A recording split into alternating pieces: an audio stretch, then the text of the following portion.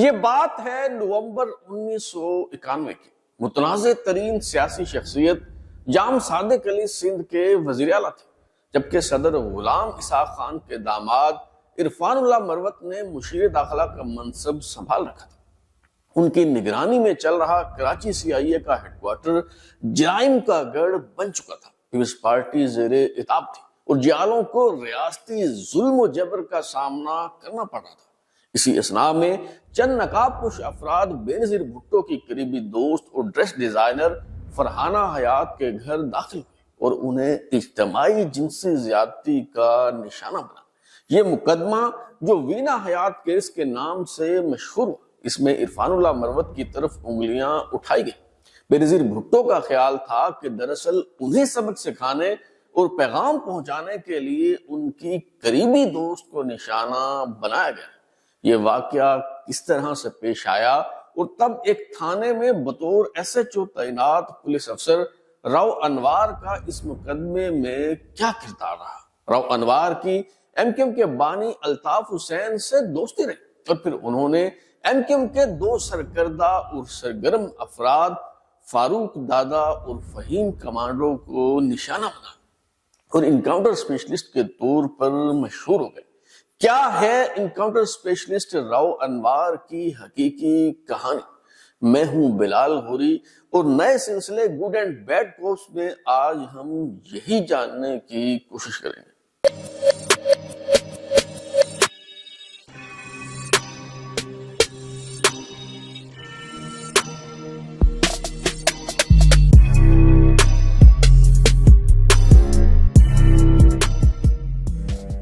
قیام پاکستان سے پہلے اور بعد میں مزاحمانہ اور باغیانہ کردار ادا کرنے والے قائد اعظم کے سپاہی میجر ریٹائرڈ سردار شوکت حیات خان کی صاحبزادی فرحانہ حیات، جو وینا حیات کے نام سے مشہور تھی، وہ کراچی ڈیفنس میں رہائش پذیر تھی اور ان کے ساتھ والے بنگلے میں مشیر داخلہ عرفان اللہ مروت کی رہائش گاہ تھی۔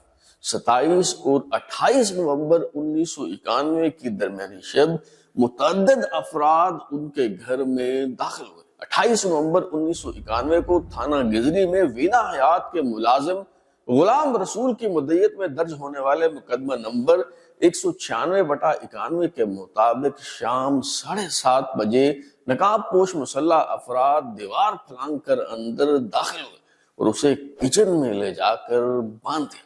تب مالکن یعنی وینا حیات گھر پر نہیں تھی۔ 1 گھنٹے بعد مالکن اپنی گاڑی H8420 پر واپس آئیں تو یہ مسلح افراد انہیں یرغمال بنا کر اوپر والی منزل پر لے گئے۔ رات بھر نہ صرف لوٹ مار کرتے رہے بلکہ وینا حیات کے ساتھ اجتماعی جنسی زیادتی بھی کی اور صبح 7 بجے ان کی ہی کار میں بیٹھ کر فرار ہو۔ اس واردات کا الزام براہ راست عرفان اللہ مروت اور ان کے دستہ راست DIG CID سمیع الحق مروت پر عائد کیا گیا اور کہا گیا کہ دراصل یہ CIA کے لوگ تھے جنہیں عرفان اللہ مروت نے بھیجا تھا۔ ساتھ والے گھر میں پولیس کی سیکورٹی کے باوجود ان لٹیروں کا رات بھر یوں دندناتے پھرنا کوئی معمولی بات نہیں تھی۔ اس واقعہ نے پورے پاکستان کو جھنجھوڑ کر رکھ دیا۔ وزیر اعظم نواز شریف نے لیفٹیننٹ جنرل ریٹائرڈ شفیق الرحمان کی سربراہی میں اپنی انسپیکشن ٹیم کو کراچی بھیجا تاکہ ان الزامات کی انکوائری کی جا سکے، مگر جام صادق علی نے وزیر اعظم کی انسپیکشن ٹیم کو 5 اسٹار ہوٹل سے باہر ہی نہ نکلنے دیا۔ اس دوران ایک جونیئر پولیس افسر کی حیثیت سے بطور ایس ایچ او تعینات راؤ انوار نے نہ صرف صوبائی حکومت کے خلاف جا کر تفتیشی ٹیم کی معاونت کی بلکہ شواہد بھی فراہم کی اور متاثرہ افراد سے ملوانے کا اہتمام بھی کیا۔ راؤ انوار کی وجہ سے ہی عرفان اللہ مروت کے رائٹ ہینڈ DIG CID سمیع اللہ مروت گرفتار ہوا۔ یوں راؤ انوار پیپلز پارٹی کی گڈ بکس میں آ گئے۔ 2018 میں جب عرفان اللہ مروت آصف زرداری سے ملے اور ان کی پیپلز پارٹی میں شمولیت کی خبریں آئیں تو آصفہ بھٹو زرداری نے شدید رد عمل کا اظہار کیا۔ یوں یہ فیصلہ واپس لینا پڑا۔ قائد اعظم کے سپاہی سردار شوکت حیات خان تو یہ غم اپنے ساتھ لیے 25 ستمبر 1998 کو رخصت ہو گئے، مگر وینا حیات کیس اب بھی زیر التوا ہے اور عرفان اللہ مروت سمیت سب ملزم آزاد ہو رہے ہیں۔ مگر ہم اپنے موضوع کی طرف واپس لوٹتے ہیں۔ کراچی کے راجپوت گھرانے کے چشم و چراغ انوار احمد ایس پی ہاربر کے ہاں 1 سال تک بطور کلرک کام کرنے کے بعد 1982 میں ASI بنے اور پھر سب انسپیکٹر کے رینک میں ترقی ملنے پر جرائم کے حوالے سے سب سے زیادہ بدنام تھانے جیکسن پولیس اسٹیشن کیماڑی میں SHO تعینات ہوئے۔ انوار احمد جو بعد ازاں رو انوار کے نام سے مشہور ہوئے، یوں تو وہ گلشن اقبال اور ایئرپورٹ پولیس اسٹیشن سمیت کئی تھانوں میں بطور اسٹیشن ہاؤس آفیسر رہے، مگر انہیں سب سے زیادہ شہرت نارتھ ناظم آباد پولیس اسٹیشن میں تعیناتی کے دوران ملی۔ کراچی پولیس آپریشن شروع ہونے سے پہلے رو انوار کے بانی MKM الطاف حسین سے بھی اچھے تعلقات تھے، مگر اس دوران ایک ایسا واقعہ پیش آیا جس سے MKM اور رو انوار کے درمیان تلخیاں بڑھ گئیں۔ قمر خالد یونس جو مصنف اور لکھاری بھی ہیں، وہ 4 بار MKM کے پلیٹ فارم سے قومی اسمبلی کے رکن منتخب ہوئے۔ جب وہ MNA تھے تو کسی کام کے سلسلے میں SHO ناظم آباد رو انوار سے ملنے گئے۔ خوشگوار ملاقات کے دوران اچانک تب غیر متوقع صورتحال پیش آئی جب قمر خالد یونس نے کسی باوردی اہلکار کو تھپڑ جڑ دیا۔ بتایا جاتا ہے کہ رو انوار نے MNA قمر خالد یونس کو نہ صرف بدترین تشدد کا نشانہ بنایا بلکہ مقدمہ درج کر کے انہیں حوالات میں بند کر دیا، جس کے بعد MKM کے ساتھ ان کے تعلقات کشیدہ ہوئے۔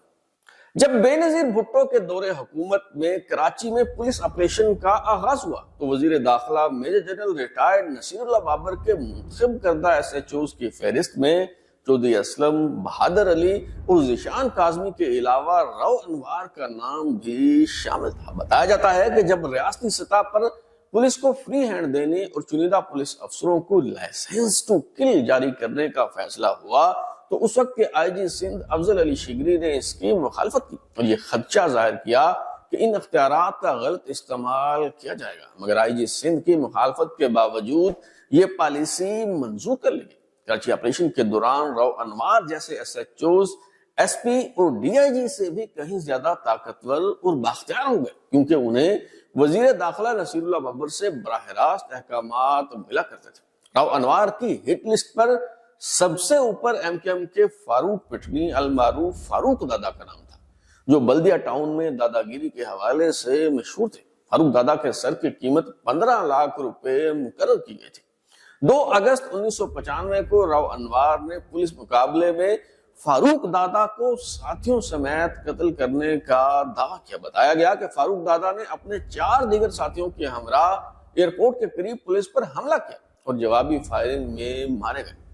پولیس نے فاروق دادا کی گاڑی سے rocket launcher, tripod machine gun, 10 Kalashnikov, 5000 گولیاں، دستی بم اور دیگر اسلحہ برآمد کرنے کا دعویٰ کیا۔ مٹسوبشی شیراٹ گاڑی میں 5 افراد اور اتنی بڑی تعداد میں اسلحہ کیسے سنبھال سکتا ہے؟ اور اگر بالفرض یہ سب کچھ ایک چھوٹی سی گاڑی میں ٹھونس بھی دیا جائے تو کیا یہ محض اتفاق تھا کہ پولیس کی طرف سے اس گاڑی پر اندھا دھند فائرنگ کے دوران کوئی ایک بھی گولی اس دھماکہ خیز مواد کو نہ لگی؟ اس طرح کے کئی سوالات سے یہ پولیس مقابلہ مشکوک قرار پڑا اور بعد ازاں جو حقیقت سامنے آئی وہ مبینہ پولیس مقابلے کی سرکاری کہانی سے بالکل مختلف تھی۔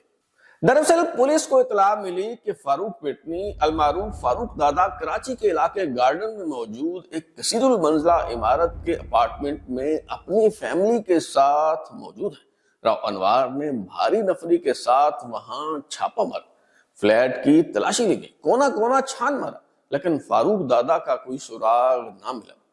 جب پولیس پارٹی ناکام واپس لوٹ رہی تھی تو ایک اہلکار کی نظر نیچے کھڑی کراچی نمبر کی شیراٹ گاڑی P3386 پر پڑی۔ اس نے چوکیدار سے پوچھا کہ گاڑی تو نیچے کھڑی ہے مگر یہ بندہ ہمیں دوسری منزل پر اپنے اپارٹمنٹ میں نہیں ملا، کہاں گیا ہے یہ؟ چوکیدار نے کہا سر اس کا فلیٹ تو 3ری منزل پر ہے۔ پولیس حکام جو گاڑیوں میں بیٹھ کر واپس روانہ ہو رہے تھے وہ بجلی کسی تیزی سے لوٹ کر اوپر 3ری منزل پر پہنچے تو وہاں فاروق دادا موجود تھے۔ یوں فاروق دادا، ان کے بھائی اور والد سمیت تمام مرد و خواتین کو حراست میں لے لیا گیا۔ فاروق دادا کی اہلیہ شازیہ پٹنی جو حاملہ تھی انہیں بھی لے جا کر اڈیالہ جیل بند کر دیا گیا اور پھر اوپر سے اجازت ملنے پر فاروق دادا کو ان کے اہل خانہ کے سامنے ویران جگہ لے جا کر جیلی پولیس مقابلے میں مار دیا گیا۔ फारूक पिटनी की बीवी शाजिया पिटनी, जो बाद अज़ां एमक्यूएम के टिकट पर एमपीए भी बनी, वो इस मावराए अदालत कत्ल की तफसील कुछ यूं बयान करती है।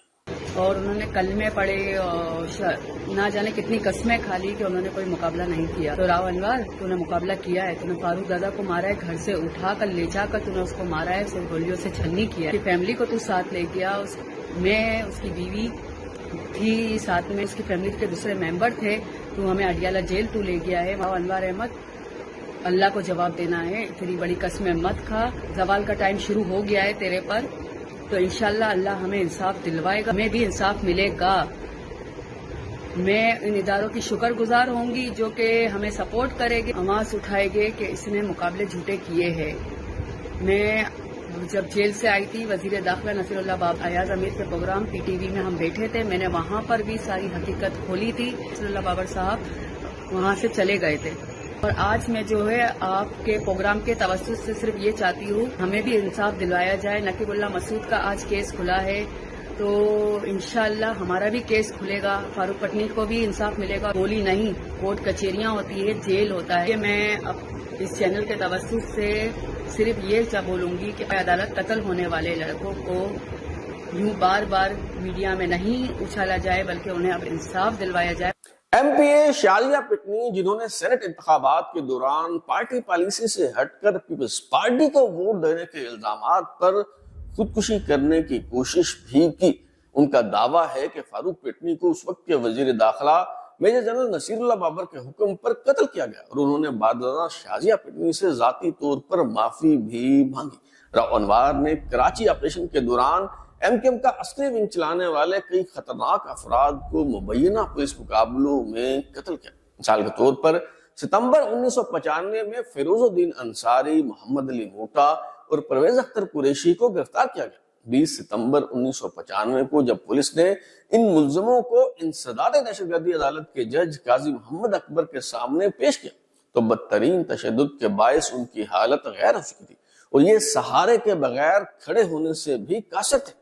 जज काजी मोहम्मद अकबर ने उनका जिस्मानी रिमांड मंसूख कर दिया और मेडिकल चेकअप करवाने के बाद जेल भेजने का हुक्म दिया, मगर उन्हें जेल भेजने के बजाय बदस्तूर पुलिस की तहवील में रखा गया, और 28 सितंबर 1995 को एक मुबैना पुलिस मुकाबले में पार कर दिया गया। एमक्यूएम के खिलाफ ऑपरेशन के दौरान इंस्पेक्टर राव अनवर की सबसे बड़ी ट्रॉफी फहीम कमांडो की हलाकत है, जिसके सर की कीमत 1 करोड़ रुपए मुकर्रर की गई थी। फहीम फारूकी, जो फहीम कमांडो के नाम से मशहूर थे, उन्हें 6 अगस्त 1995 को यानी फारूक दादा की हलाकत के महज 3 दिन बाद नाजमाबाद से गिरफ्तार किया गया। इनकाउंटर स्पेशलिस्ट की फहरिस्त में शामिल इंस्पेक्टर बहादुर अली, जिन्हें 28 जून 1994 को नाजमाबाद में डिप्टी कमिश्नर ऑफिस के करीब लेडी बर्ड स्कूल के सामने घात में बैठे दहशतगर्दों ने 5 पुलिस एहलकारों समेत कत्ल कर दिया था। फहीम कमांडो इस वारदात समेत कई मुकदमात में मतलूब थे। उन पर डीएसपी हकीम जान तनोली और एमक्यूएम हकीकी के रहनुमा मंसूर चाचा को भी कत्ल करने का इल्जाम था। फहीम कमांडो को गिरफ्तार करने के बाद जब उससे तफ्तीश की गई, तो उसने न सिर्फ उन तमाम जराइम का इतराफ कर लिया, बल्कि बताया कि उसे तो किसी का खून किए बगैर नींद नहीं आती थी। जैसे शराब, चरस या हेरोइन का नशा होता है, वैसे उसे कत्ल करने का नशा था। जब कोई शिकार ना मिलता तो वो मोटरसाइकिल पर यूं ही बाहर निकल जाया करता, और रास्ते में जो पुलिस एहलकार नजर आता वो उसे मार डालता। फहीम कमांडो गिरफ्तार कैसे हुआ, ये कहानी भी बहुत दिलचस्प है। उस वक्त कराची में बतौर डीआईजी तैनात शुएब सड़ल कहते हैं, एक रोज हमें इतला मिली कि चंद लड़के कहीं बिलिट खेल रहे हैं, जिनमें फहीम फारूकी भी है। उस वक्त भी वो कत्ल की 100 के करीब वारदातों में मुलव्वस था। शुएब सड़ल दावा करते हैं कि उन्होंने मुतलका थाने को बताए बगैर एक टीम भेजी और कहा कि फलां जगह बिलिट खेल रहे तमाम लड़कों को उठा लाओ। पुलिस फोर्स इन सब लड़कों को गिरफ्तार करके ले आई, मगर फहीम कमांडो को कोई पहचानता नहीं था। शनाख्त के लिए कोई तस्वीर भी नहीं थी पुलिस के पास। पुलिस अफसरों ने बताया कि इनमें कोई भी फहीम कमांडो नहीं है। डीआईजी शुएब सड़ल ने खुफिया इदारों से राब्ता किया और तस्वीर मिल गई। उस वक्त सबसे बड़ी हेड मनी फहीम कमांडो की थी, जो कि 1 करोड़ रुपए थी। फिर एक सियासी शख्सियत को बुलवाया गया, उसने आकर तस्दीक की कि हाँ, इन गिरफ्तार किए गए लड़कों में फहीम कमांडो भी शामिल है। یہ اتنی اہم گرفتاری تھی کہ تھوڑی دیر بعد خود وزیر اعظم بینظیر بھٹو نے شعیب شڈل کو ٹیلی فون کر کے مبارکباد دی. مگر ایک تلخ حقیقت یہ ہے کہ جس سیاستدان نے فہیم کمانڈو کو شناخت کیا بعد ازاں اسے بھی قتل کر دیا گیا. فہیم کمانڈو سے تفتیش مکمل ہونے کے بعد اسے 14 دن کے جوڈیشل ریمانڈ پر جیل بھیج دیا گیا. اس سے پہلے اگست 1995 میں جب فاروق دادا کو مبینہ پولیس مقابلے میں ہلاک کیا گیا تو ڈی آئی جی شعیب شڈل ملک سے باہر نیو یارک میں تھے. اس بار شعیب شڈل نے سختی سے یہ احکامات جاری کیے کہ ان کی اجازت کے بغیر فہیم کمانڈو کو جیل سے باہر نہ نکالا جائے، یہاں تک کہ اگر عدالت میں پیش بھی کرنا ہو تو انہیں پیشگی آگاہ کیا جائے. مگر 10 اکتوبر 1995 کی صبح جب شعیب شڈل انگریزی اخبار ڈان کا مطالعہ کر رہے تھے تو ایک خبر نے انہیں چونکا دیا. خبر تھی ایم کیو ایم کے کارکن فہیم فاروقی المعروف فہیم کمانڈو ناظم آباد میں پولیس مقابلے کے دوران ہلاک ہو گئے. دراصل کچھ دن پہلے جب سندھ اسمبلی کی عمارت اور سندھ سیکریٹریٹ پر راکٹ حملے ہوئے تو وزیر اعظم بینظیر بھٹو کی سربراہی میں ایک اعلیٰ سطح کا اجلاس ہوا. وزیر داخلہ جنرل نصیر اللہ بابر نے کہا ایک طرف سرکاری عمارتوں پر حملے ہو رہے ہیں اور دوسری طرف ہم نے گرفتار دہشت گردوں کو مہمان بنا رکھا ہے. ہم فہیم کمانڈو کو جیل میں رکھ کر کیا کریں گے؟ یہ جیل سے فرار ہو جائے گا یا پھر عدالت سے ضمانت مل جانے پر رہا ہو جائے گا تو قانون نافذ کرنے والے اداروں کے لیے دہشت کی علامت بن جائے گا. اس کا کام یہیں تمام کر دیتے ہیں. چنانچہ کراچی کے ایس ایچ او رو انوار احمد کو یہ ٹاسک دینے کا فیصلہ کیا گیا. رو انوار نے مجسٹریٹ سے یہ کہہ کر فہیم کمانڈو کو جیل سے نکالنے کی اجازت لی کہ اسے نشاندہی اور مزید ملزموں کی گرفتاری کے لیے لے کر جانا ہے. بتایا گیا کہ جب ان ملزموں کو کراچی سینٹرل جیل سے ایئرپورٹ پولیس اسٹیشن لے جایا جا رہا تھا تو ان کے ساتھیوں نے چھڑوانے کے لیے حملہ کر دیا. یوں یہ لوگ پولیس مقابلے میں مارے گئے. اس مبینہ پولیس مقابلے کی کہانی بھی بہت مشکوک اور ناقابل یقین تھی. حیرت کی بات یہ ہے کہ اس مبینہ پولیس مقابلے میں کسی ایک پولیس اہلکار کو بھی خراش تک نہ آئی اور تمام زیر حراست ملزم مارے گئے.